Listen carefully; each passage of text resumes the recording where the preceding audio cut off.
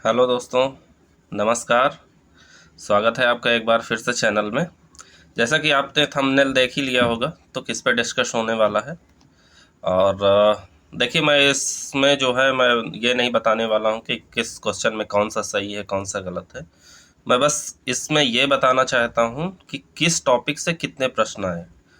अगर आपने दिया है और आपने अच्छा किया है तो मेंस की तैयारी शुरू कर दीजिए। अगर आपने नहीं दिया है तो 2023 या 24 में जब भी देना चाहते हैं उसके लिए एक बेहतर स्ट्रैटेजी बनाइए। अगर आप लोगों ने पेपर नहीं देखा है तो देख लीजिए, ठीक है। आपको चैनल पे मेरा मिल जाएगा, टेलीग्राम चैनल पे। और देखते हैं आज के वीडियो में कि किस टॉपिक से कितने क्वेश्चन आए थे, ठीक है। तो बिना देर करते हुए देखेंगे। देखिए, इस बार सबसे ज़्यादा हमारे में आए थे इकोनॉमिक्स के क्वेश्चन। इकोनॉमिक्स में टोटल 16 क्वेश्चन आए थे। और इकोनॉमिक्स में ऐसे टॉपिक्स थे जिसमें 3 करंट अफेयर्स से सीधे सीधे आए थे। करंट अफेयर्स को बहुत अच्छे से पढ़ना है, ठीक है।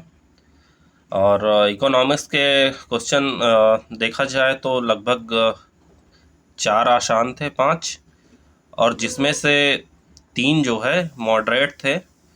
और बाकी 8 लगभग हार्ड क्वेश्चन आए थे, ठीक है। तो इकोनॉमिक्स का जो ट्रेंड बदला है इस बार, क्योंकि हर बार ऐसा होता था पॉलिटी के क्वेश्चन ज़्यादा होते थे, हिस्ट्री के क्वेश्चन ज़्यादा होते थे, लेकिन इस बार इकोनॉमिक्स के क्वेश्चन ज़्यादा आए हैं। देखिए, हिस्ट्री से आए हैं हमारे इस बार 14 क्वेश्चन, जिसमें से एक करंट अफेयर से रिलेटेड था, ठीक है। एक करंट अफेयर्स था। ज्योग्राफी से आए हैं हमारे 4 क्वेश्चन, ठीक है। 13 क्वेश्चन ज्योग्राफी से आए हैं जिनमें 4 हमारे थे करंट अफेयर से रिलेटेड, ठीक है। इतिहास से 14 प्रश्नों में एक करंट अफेयर से था। राज्य व्यवस्था जो पॉलिटी है उससे जो देखिए 11 क्वेश्चन आए थे और 2 सीधे करंट अफेयर से पूछा था। तो पॉलिटी इस बार कम हो गई है, लेकिन फिर भी आप मान के चलिए कि 10 से ज़्यादा ही सारे प्रश्न पूछे जाते हैं। ये 4 जो है हमारे सब्जेक्ट में, देखिए इकोनॉमिक्स में 16, इतिहास में 14, भूगोल में 13, राज्य व्यवस्था में 11। ये चारों टॉपिक को आपको बहुत ध्यान से पढ़ना है। अगर आपकी स्ट्रेटेजी 2023 के लिए या 24 के लिए है तो इन चारों टॉपिक को बहुत ध्यान से पढ़ना है।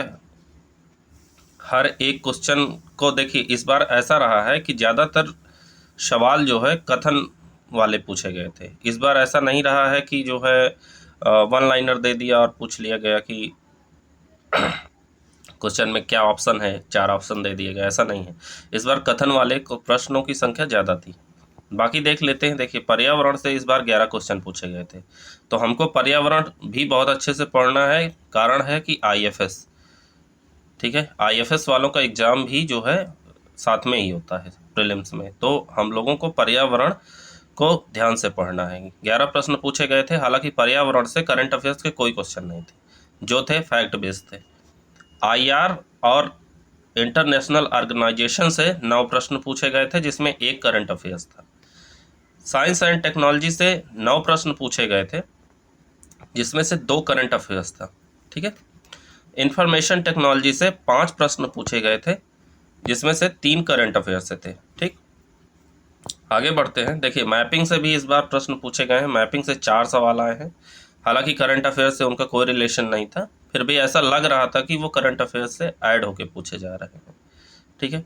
एग्रीकल्चर से हमारे 3 प्रश्न आए थे, जिसमें एक करंट अफेयर्स से था। उसका कारण भी आईएफएस है, ठीक है। लास्ट ईयर एग्रीकल्चर से काफ़ी ज़्यादा प्रश्न पूछे गए थे, अगर आपने पिछले वर्ष का पेपर देखा होगा तो इस वर्ष भी लगभग 3 क्वेश्चन पूछे गए हैं। कला एवं संस्कृति से 2 प्रश्न पूछे गए हैं, जिसमें एक जो है करंट अफेयर्स से था और एक जो है सिलेबस से था। और देखिए, 3 मिसलेनियस प्रश्न पूछे गए हैं, ठीक है। तो टोटल हो गए हमारे 100 क्वेश्चन, ठीक है। अगर आप जोड़ेंगे ऊपर से तो टोटल 100 प्रश्न पूछे गए थे, जिसमें 3 मिश्रित थे। और करंट अफेयर्स को देखें तो कुल 18 प्रश्न आए थे। तो अगर करंट अफेयर्स की हम संख्या देखें तो देखिए, इकोनॉमिक्स में हमारे 16 प्रश्न हैं, लेकिन अगर सभी को देखा जाए तो सबसे ज़्यादा किस में आए हैं, करंट अफेयर्स। तो हमको करंट अफेयर्स बहुत अच्छे से पढ़ना है। जो लोग करंट अफेयर्स को 2 महीने पहले रटना चाहते हैं या 1 महीने पहले रटना चाहते हैं, मैं उनको बता दूं, करंट अफेयर्स कोई 1-2 दिन की चीज़ नहीं है। आपको साल भर का करंट, इवन कुछ ऐसे करंट अफेयर्स थे, जैसे एक सवाल था गुच्ची वाला पूछा था, अगर आपने देखा होगा। तो गुच्ची वाला सवाल जो है 2 साल पहले से जो है वो हॉट टॉपिक था 2 साल पहले, लेकिन वो इस साल पूछ लिया। एक क्वेश्चन था मियावाकी, पद्धति, ठीक है, वो वन की पद्धति होती है, तो वो प्रश्न पूछा गया था। अगर आपने 2 साल पहले का करंट अफेयर्स पढ़ा था तो वो जापानीज टेक्नोलॉजी से पेड़ लगाने की एक विधि है, ठीक है। तो बहुत अच्छे से आपको समझना है कि कहाँ से टॉपिक पूछे जा रहे हैं, आपको पेपर एनालाइज करना है, पिछले वर्षों के पेपर को आपको देखना है, ठीक है। अगर आपने 2022-23 की स्ट्रैटेजी बना के रखी है 23-24 की, तो आपको पेपर को प्रीवियस ईयर को बहुत अच्छे से ध्यान से देख लेना है कि हमारे प्रश्नों को कैसे बनाया जा रहा है। हर साल चेंज कर दिया जा रहा है। इस बार क्या था कि एलिमिनेशन मेथड से लोग लगा लेते थे प्रश्नों को, हाँ, और हो जाता था। लेकिन इस बार ऐसे प्रश्न आए थे कि आप एलिमिनेशन का यूज़ करके भी प्रश्नों को सॉल्व करने में कठिनाई हो रही थी, ठीक है। अगर देखिए हम प्रश्नों की बात करें तो देखिए टोटल 14 क्वेश्चन जो ऐसे थे जो आसान थे।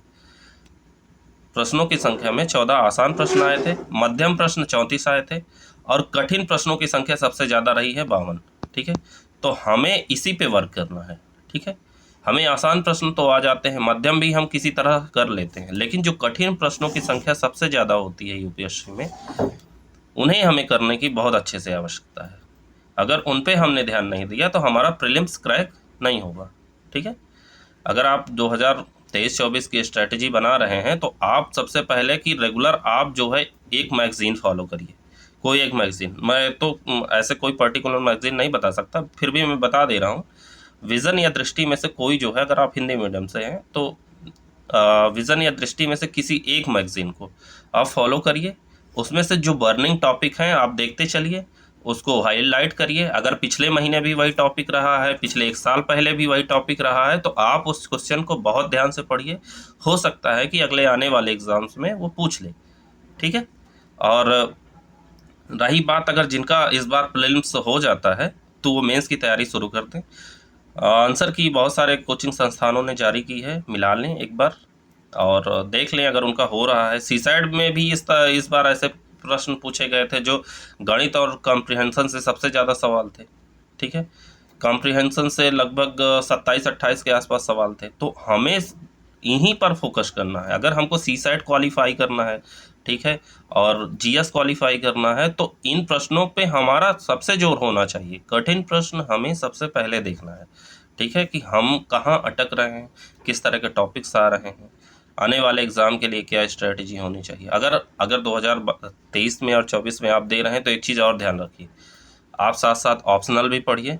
निबंध अगर आपने नहीं पढ़ा तो एक बार पढ़ लीजिए, एग्ज़ाम टाइम उसको रिवाइज कर लीजिएगा, और ऑप्शनल आप अपना तैयार रखिए। जीएस के पोर्शन को आप प्रीलिम्स प्लस मेंस, अब वो समय नहीं रह गया कि जो है प्रीलिम्स के 2 महीने पहले मैं प्रीलिम्स का पढ़ूंगा, बाकी साल भर मेंस का पढ़ूंगा, ऐसा नहीं है। देखिए जिस तरह के प्रश्न आ रहे हैं, अब ऐसा लगता है कि आपको साल भर प्रीलिम्स प्लस मेंस की जो है साथ में पढ़ाई करनी पड़ेगी। हाँ, ये है कि एग्ज़ाम से 1 महीने पहले आपको करंट अफेयर्स को बहुत अच्छे से पढ़ना पड़ेगा, क्योंकि करंट अफेयर्स के प्रश्नों को ज़्यादा देखे जा रहे हैं, करंट अफेयर्स के प्रश्न यूपीएससी में। और बाकी सीसैट पे ध्यान दीजिए, क्योंकि हिंदी मीडियम वालों के लिए वो तो एक अभिशाप की तरह है। और ज़्यादा मैं कुछ नहीं बोलूँगा। अगर आप जो है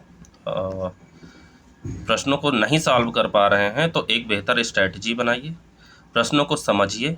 अगर आप एनसीईआरटी पढ़ेंगे तो प्रश्न आपको आसान लगेंगे, ठीक है। और अगर देखिए कट ऑफ, हाँ एक चीज़ मैं बताना भूल गया, कट ऑफ की हम बात कर लेते हैं। कट ऑफ जो है क्या जाएगी इस बार, देखिए कट ऑफ का जहाँ तक सवाल है तो 2021 में हमारी कट ऑफ थी 87.54, ठीक है, 87.54।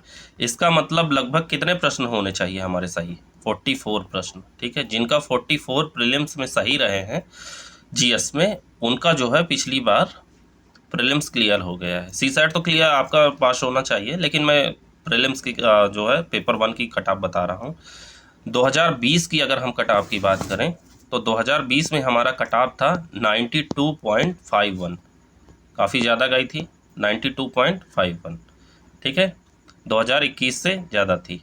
फिर अगर हम लोग जो है 2019 की बात करें कट ऑफ की, तो 2019 में 98 कट ऑफ गई थी।